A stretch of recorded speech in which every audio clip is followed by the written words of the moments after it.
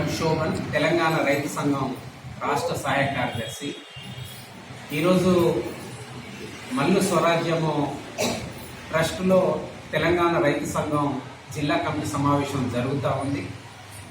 ఇందులో ఈ జిల్లాలో వ్యవసాయ రంగ పరిస్థితి, రాష్ట్రంలో వ్యవసాయ రంగ స్థితిగతుల మీద చర్చించి భవిష్యత్ కార్యాచరణ రూపొందించడానికి రైతు సంఘం కార్యకర్తలుగా ఇక్కడ సమావేశం అవడం జరిగింది.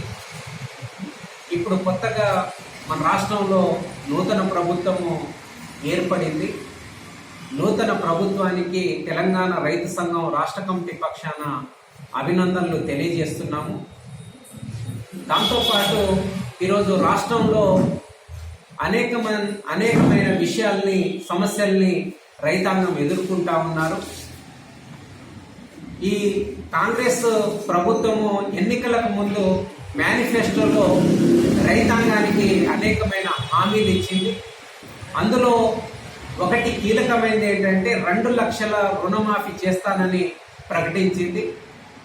తక్షణము రుణమాఫీకి సంబంధించి విధి విధానాల్ని రూపొందించి రైతాంగం బ్యాంకులలో ఉన్న రుణాలన్నింటినీ ఏకకాలంలో 2 లక్షల రుణాల్ని మాఫీ చేయాలని మేము డిమాండ్ చేస్తూ ఉన్నాం. రెండవది, ఇప్పుడు యాసంగి సీజన్ స్టార్ట్ అయింది. యాసంగి సీజన్ స్టార్ట్ అయింది కాబట్టి పెట్టుబడికి, అదే రకంగా వ్యవసాయ పనులు కొనసాగడానికి రైతు భరోసా ఎకరాకు యాసంగి వానాకాలం కలిపి 15,000 రూపాయలు వేస్తామని కాంగ్రెస్ గవర్నమెంట్ మేనిఫెస్టోలో చెప్పింది. దాని ప్రకారము 7,500 రూపాయలు ఎకరాకు వేయాల్సి ఉంది. కాబట్టి ఇప్పటి వరకు కింది స్థాయికి చూసినట్లయితే ఎకరం లోపల ఉన్న రైతాంగానికి మాత్రమే రైతు భరోసా డబ్బులనేటి, రైతు బంధు డబ్బులనేటి పడ్డాయి. కాబట్టి మిగతా రైతాంగాన్ని అందరికీ ఈ రైతు భరోసా నిధులను వెంటనే విడుదల చేయాలని మేము కోరుతా ఉన్నాం.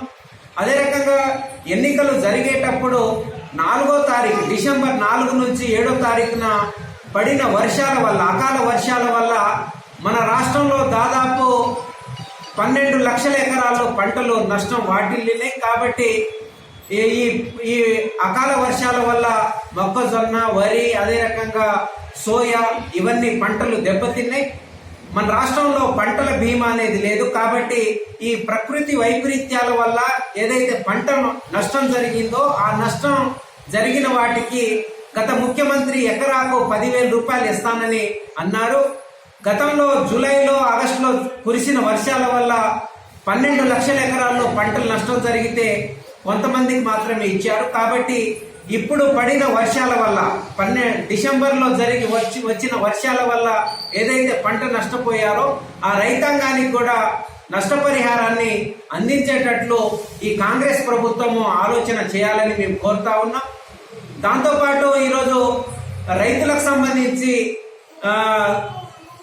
ఈరోజు ఈ కాళేశ్వరం ప్రాజెక్టుకు సంబంధించి అక్కడ కుంగిపోవడం జరిగింది. దీనిపైన ఈరోజు మంత్రుల బృందము పర్యటన చేస్తా ఉంది. మేము అడిగేది ఏంటంటే ఆ కాళేశ్వరం ప్రాజెక్టు మీద సమగ్రమైన విచారణ జరిపించి దోషుల్ని కఠినంగా శిక్షించాలి. ఈరోజు ఆ ప్రాజెక్టు కుంగిపోవడం వల్ల అందులో నీళ్లను స్టోరేజ్ చేసే అవకాశం లేకుండా పోయింది.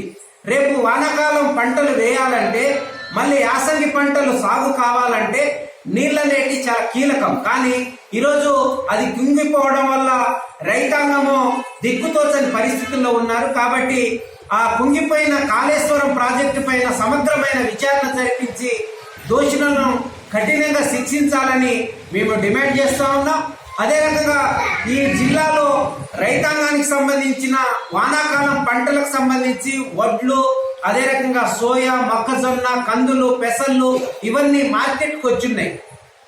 కాంగ్రెస్ గవర్నమెంట్ వీటన్నిటికీ బోనస్ ఇచ్చి కొనుగోలు చేస్తానని అన్నది. కాబట్టి బోనస్ ఇచ్చి ఎన్నికల మేనిఫెస్టోలో ఏదైతే ప్రకటించారో దానికి అనుగుణంగా కొనుగోలు చేయాలని మేము కోరుతా ఉన్నాం. ఇప్పటికే మా రైతు సంఘం కార్యకర్తలు వడ్ల కొనుగోలు కేంద్రాల దగ్గర మేము విజిట్ చేసి అక్కడ సమస్యల్ని గుర్తించి అధికారులకు మెమోరాండాలు ఇచ్చాం. కాబట్టి ప్రభుత్వం ఏదైతే మేనిఫెస్టోలో చెప్పిందో ఆ అంశాలన్నింటినీ తూచా తప్పకుండా పాటించి అమలు చేయాలని మేము ఈ సందర్భంగా కోరుతా ఉన్నాం.